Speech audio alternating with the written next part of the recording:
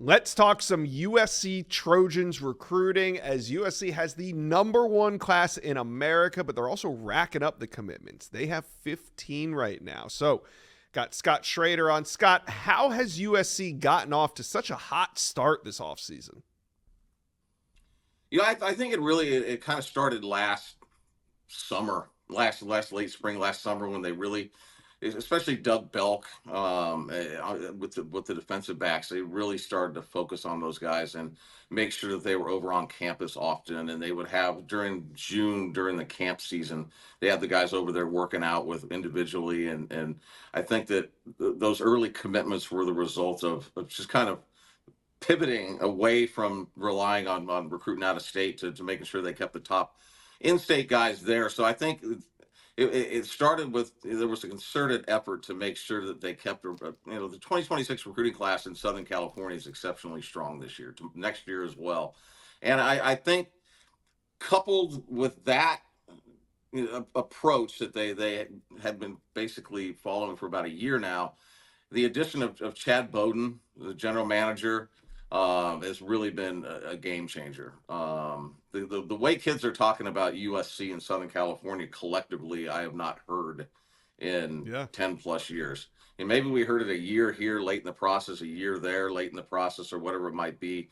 But this is the first time that the kids are talking about how they look forward to going back to USC, spending time with his coaching staff. So give the coaching staff a lot of credit. Chad Bowden has really kind of changed things up. I think it's they are putting effort into getting these guys to commit, and I think sign NIL deals, or at least they're talking money right now. So I think there's a lot of combinations that have gone into this fast start, but a lot of it goes back to the coaching staff and the support staff.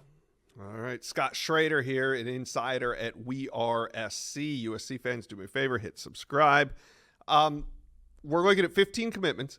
How many more do you think the Trojans can take in this cycle? And with 4 commitments in 4 days, we saw USC jump into that #1 spot. Who do you think could be the next to jump on board? Right now, if I had to pick a guy that is the most likely to commit next, would probably be Deshaun Rideau, running back from Oaks Christian, he's another local kid. Oaks Christian is about 40 minutes away from USC.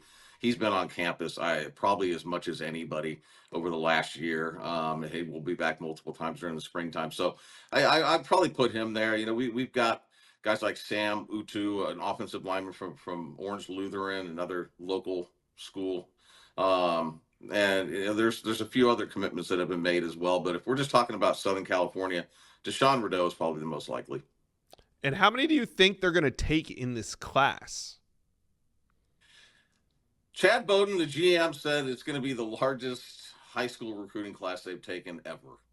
So I know when Lane Kiffin first came in, USC was put on sanctions, and they knew they were going to have some scholarship limitations. They kind of jerry rigged their how they brought guys in. A lot of early enrollees so they could take them back to the previous class. Some gray shirts and so on. I think it was about 37 guys they brought in. Some of those were junior college kids, so it wouldn't be surprising at all if they took 35 or more. Wow. That would be a Yeah. absolute monster class, to think that there could still be 20 more commitments left for USC. That's crazy. Yeah. We've been talking a little bit about quarterback ever since they flipped Jonas Williams from Oregon. That was huge. But, Scott, I'm reading on We Are SC. USC wants to take 2 quarterbacks this cycle, and Ryder Lyons, the 5-star out of California, is another target of theirs. Do you think that they could pull it off, landing 2 elite quarterbacks this cycle? Yeah, I do think that they could pull it off. The one item we should note is that Ryder it will be taking a Mormon mission after high school, and really is not going to enroll until 2027. So he is really a 2027 prospect as far as USC and some of these other schools are looking at him. But yeah, I think it's still yet to be determined. He's got official visits set to USC, Oregon, and BYU. I think all 3 schools have a legit shot. He loves Lincoln Riley. He loves Will Stein. I haven't really talked to him much about what's going on at BYU, except his father did play there, I believe. So there's a lot going on with those 3 schools. the one thing that I keep hearing though is that his brother Walker Lyons is really happy at USC. They're paying him well apparently, and they really do look at the after football Yeah. aspect that USC can offer these kids, and that's one of those choices. You either choose to use that or not, and there are still some guys, believe it or not, that do look at that stuff. All right, Scott, let's wrap it up. Any other big names USC fans are anticipating to be on campus this spring? Yeah, they're gonna have. I mean, it's the visitor list is crazy large. We can start with just the official visits that will be happening in June, and that number is gonna be probably in the 60 range, which will be the largest ever. But today they have Kenyi Pepe, Yeah. 5-star. Well, I don't know what we have him ranked, but he's a 4-star, I think, in the industry rankings.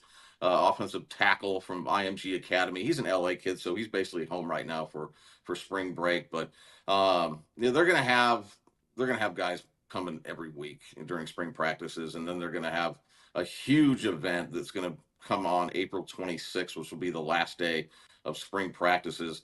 And I can just list off the the names of those guys if you want me to, but it's going to be an extremely large group of visitors. Every week I keep learning about new ones. So it might be worthwhile here, maybe next week or so, just to basically just talk about some of the visitors are going to be Yeah, we coming will. April. Yeah. There's going to be a lot, and they're rolling in right now, but it really starts hitting hard when April rolls around. All right, USC fans, you're sitting with the number one class in America right now. What do you think the Trojans need to do to finish with the number one class in America? Talk to Scott and I in the comments section below.